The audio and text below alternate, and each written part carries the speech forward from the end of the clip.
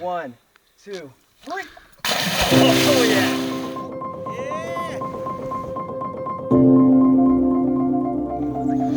Dude, it looked like a leaf.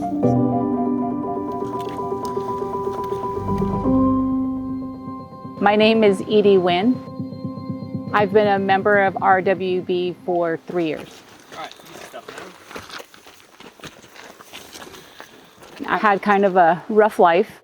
We grew up very poor. I was out of the house when I was 14. We'll see. My dad was pretty abusive. My sister said you could go to jail and they give you free room and board. And I thought, why not the Navy? So. How many times did you get stung? 4. Oh my goodness gracious. I was in for 9 years. Broke my feet. I was medically discharged and I was devastated.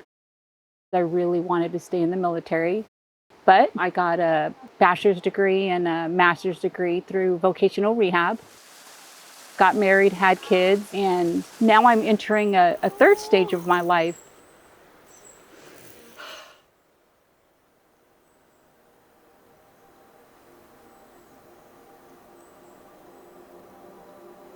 People tell me that, you're a mom, you should stay home. It's like I feel like I've survived my 20s and I gave in my 30s and 40s.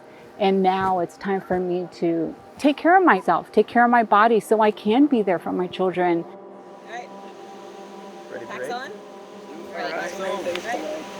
To the river photo spot. Yeah. For a long time I was lost.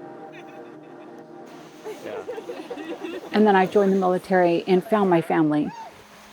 Yeah! It's a full circle of coming back to veterans and just having that connection of camaraderie.